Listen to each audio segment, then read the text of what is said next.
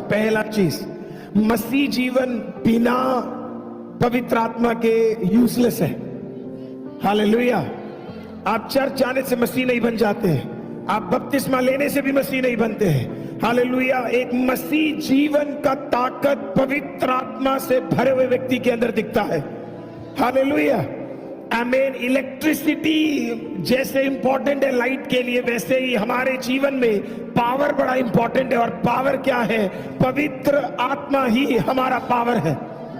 Hallelujah. आमीन। आप किस चर्च में जाते हैं ये निर्णय नहीं करता कि आप मसीह है कि नहीं, निर्णय ये करता है कि आपके अंदर पवित्र आत्मा है कि नहीं। बाइबल ये बताता है कि परमेश्वर ने एजेकिएल को बाहर बुलाने से पहले उसके अंदर क्या डाल दिया? पवित्र आत्मा को डाल दिया। क्यों डाला?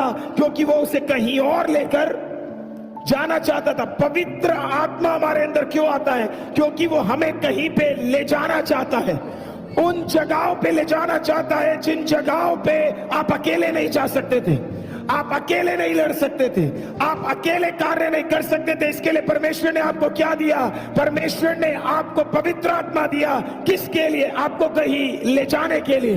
बोलिए मैं एक जर्नी में हूं, बोलिए मैं एक यात्रा में हूं, बोलिए मैं एक यात्रा में हूं। मसीह में रहने वाला व्यक्ति और मसीह में ना रहने वाले व्यक्ति में तो एक ही फर्क है। मसीह में रहने वाला व्यक्ति आमीन, वो असंभव से घबराता नहीं है, वो असंभव के अंदर घुसता है क्योंकि उसे पता खुद असंभव करेगा। जो मसीह में नहीं है वो घबराता है, वो डरता है परेशानी से, वो बोलता, वो घबराता है, उसे वो परेशानी को देखकर घबरा जाता है, डर जाता है। प्रभु का दास अंदर घुसा और बोला इसके अंदर कोई बीमार है क्या? तुम्हारे गांव में कोई बीमार है? और उसने बोला हाँ एक व्यक्ति है जो हमेशा बीमार, ये निकालूंगा नहीं। हमें से कुछ लोग चाहते थोड़ा बहुत प्रॉब्लम में चले जाए और फिर क्या करे? निकल के। परमेश्वर कभी ऐसा नहीं करता। परमेश्वर फुल घुमाएगा, एक एक चीज सिखाएगा, एक एक चीज समझाएगा कि यहां पे ये परेशानी क्या है। आमीन। उसको लेकर गया, उसको तराई तक लेकर वापस नहीं लेके आया, उसको एक एक हड्डियां दिखाया, उसको दिखाया उधर का गंदा स्मेल उसे सूंघना था। आमीन। उधर का गंदा आमीन चीज उसको सहना था। मैं हुआ क्या होगा उसके बदले? और हम उस दुख के अंदर, कभी कभी वो आपने फास्टिंग प्रेयर किया और आप वापस गए और आपने सोचा प्रेयर का उत्तर मिलेगा, बल्कि उल्टा हो गया और परेशानी मिला।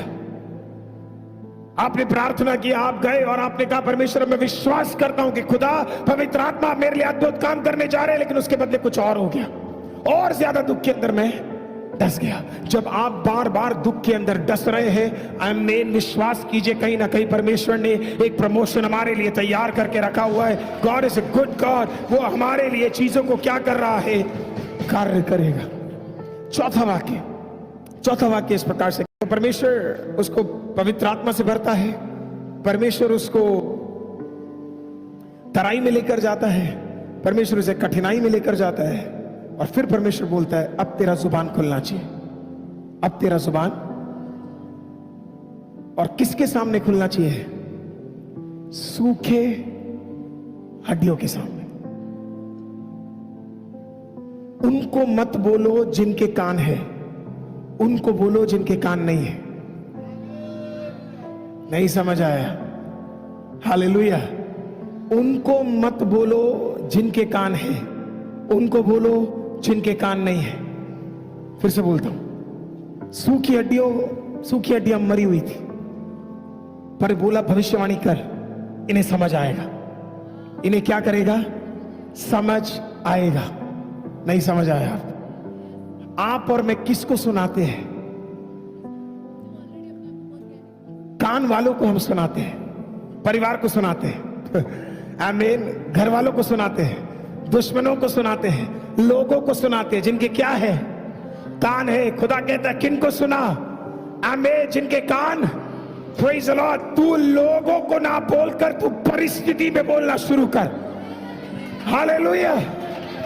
तू कहां बोलना शुरू कर? परिस्थिति में बोलना शुरू कर। हम कहां बोल रहे हैं? उनको बोल रहे हैं जिनके कान है।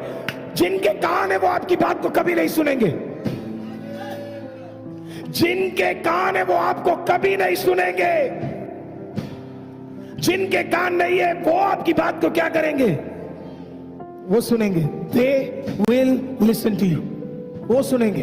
कौन जिसके कान नहीं? आपका परिस्थिति, आपका परेशानी, आपका असंभव। आमीन। असली मसीह व्यक्ति कौन होता है पता है? आमीन। जो उस जगह पे खड़े होकर भविष्यवाणी दे सके जहां पे उसको वापस आवाज नहीं आ रही, उसको समझा पाए जहां से वापस आवाज नहीं आ रहा है। आप इंसान को सुनाओगे प्रियो, तो वो आपको वापस क्या करेगा? वो आपको शायद आपकी बात सुन भी लेगा और बोलेगा हाँ हाँ हाँ ठीक है ठीक है ठीक है हाँ ओके, और उसके बाद वो करेगा नहीं। लेकिन परमेश्वर कह रहा आप कहां को बोलो? उन परिस्थिति में जहां पे उत्तर कुछ नहीं आ रहा है, आमीन, वापस कुछ रेसिप्रोकेट नहीं हो रहा है, वापस कुछ आमीन गूंज के कुछ वापस नहीं आ रहा है, कोई बात नहीं, तू बोल। हालेलुया। तू क्या कर? परमेश्वर कह रहा तू हड्डियों को क्या कर? तू बोल। अगर मैं आपकी जगह हूं तो मैं अपनी परिस्थिति को देखकर बोलूंगा, मैं तुझे कहता हूं जीवन प्राप्त हो। मैं तुझे कहता हूं प्रेज़ द लॉर्ड, परिस्थिति बदले। मैं तुझे कहूंगा कि आमीन परमेश्वर अद्भुत काम करे। आमीन। मुझे कुछ वापस सुनाई नहीं देगा, पर मुझे पता है खुदा उस परिस्थिति में काम कर रहा है। God is moving. हालेलुया। आपका बच्चा जिस बेड में सोता उस बेड के लिए दुआ करो। आपका पति जिस बेड में सोता उसके लिए दुआ करो। आमीन। आपके दुश्मन जिस घरों में है प्रेज़ द लॉर्ड, उनके ऊपर अपना घर उठा के दुआ करो। अपने देश को अपने हाथों को ऊपर उठाकर दुआ करो। हालेलुया। वो वापस कुछ नहीं बोल पाएंगे, लेकिन मैं गारंटी देता हूं आमीन, जितने भी सूखे विषय है उसको देखकर आप बोलोगे सूखा विषय सुनेगा, सूखा विषय सुनेगा, सूखा विषय सुनेगा। हालेलुया। सूखा विषय सुनेगा। Dry bones listen, dry bones listen. सूखी हड्डियां हमारी आवाजों को सुनेगी, सूखी हड्डियां। आमीन। परिस्थिति के भीतर जाकर बोलना सीखो, परमेश्वर अद्भुत काम करेगा। God will do a wonderful thing. आमीन। आपको भी अपनी परिस्थिति में क्या करना है? बोलना जरूरी है। जब आप बोलेंगे तो परमेश्वर क्या करेगा? कार्य करेगा। तो सूखे अवस्थाओं को आपको देखकर क्या करना है? क्या करना है? भविष्यवाणी बोलना नहीं है, भविष्यवाणी बोलना है। क्या करना है? भविष्यवाणी बोलना है। आने वाला कल भलाई का है। हालेलुया। उस भविष्यवाणी को आपको क्या करना है? बोलना है। जब मीटिंग खत्म होता है तो हम एक लाइन बोलते हैं। क्या बोलते हैं? क्या बोलते हैं?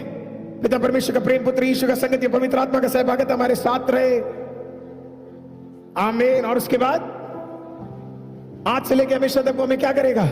संभाल के रखेगा। और उसके बाद क्या कहते हैं? और जल्दी वो परमेश्वर आएगा, जल्दी वो परमेश्वर।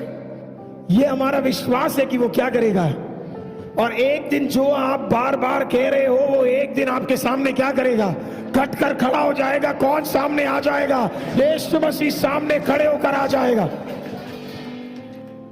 Praise the Lord. कई लोग चौक हो जाएंगे कि ये क्या हो गया करके, लेकिन एक दिन यीशु खुद आके सामने खड़ा हो जाएगा। हम भी भविष्यवाणी कर रहे हैं, यीशु बादलों में आने वाला है। अगर आप वो भविष्यवाणी कर सकते हैं तो आप अपने परिवार के लिए भी क्या कर सकते हैं? एक भविष्यवाणी कर सकते हैं। और परमेश्वर इस भविष्यवाणी को क्या करेगा? परमेश्वर पूरा करेगा। आज आपको भी अपने परिस्थिति सूखे विषयों के ऊपर देकर जाकर क्या करना है? भविष्यवाणी। जितेंद्र ब्रदर, आपको क्या करना पड़ेगा? आपके सूखे विषयों के लिए आपको क्या करना पड़ेगा? आपके सूखे विषयों के लिए क्या करना पड़ेगा? भविष्यवाणी करना पड़ेगा। मैं आपको बोलता हूं, आपके सूखे विषयों के ऊपर शैतान ने कुछ शब्द बोले हैं। आमीन। आज मैं आपसे पूछता हूं, क्या आप उससे बेहतर शब्द बोल सकते हैं अपने विषय को देखकर? आप विश्वास के साथ बोलिए। एक बार बोलिए, 4 बार बोलिए, 40 बार बोलिए। परमेश्वर का वचन बोलिए, परमेश्वर का वायदा बोलिए, तेरे ऊपर का वायदा बोलिए। परमेश्वर क्या करेगा? उसे पूरा करेगा। आमीन। तो उसके बाद अगला वाक्य इस प्रकार से कहता है, जब आप भविष्यवाणी करना शुरू करेंगे, आमीन, तेरा उत्तर आने से पहले तू एक आवाज सुनने लगेगा। तेरे आत्मा में तू एक आवाज सुनेगा, तेरे परिस्थिति में तू एक आवाज सुनेगा। तेरे को पता लगेगा कुछ बदलने वाला है। आमीन, तुझे महसूस होगा कुछ बदलने वाला है। आमीन, you will feel it with in you कि कुछ बदलने वाला है। एकाएक वहां पे क्या हुआ, एक बहुत बड़ा हमें कुछ हलचल होने लगा। हालेलुया, कुछ हलचल होने लगा। आमीन, आप प्रार्थना करने लगते हो, आमीन, तेरा उत्तर आने से पहले क्या होगा, कुछ हलचल होना शुरू होगा। कहीं पे किसी का दिल बदलेगा, कहीं पे कुछ होने लगेगा, आमीन, कहीं पे कुछ बदलने लगेगा, आमीन, कहीं पे कुछ कार्य होने लगेगा। Something will change as you start praying. जब आप भविष्यवाणी करेंगे, कुछ ना कुछ कहीं ना कहीं बदलने लगेगा। Here something will change. आपको महसूस होगा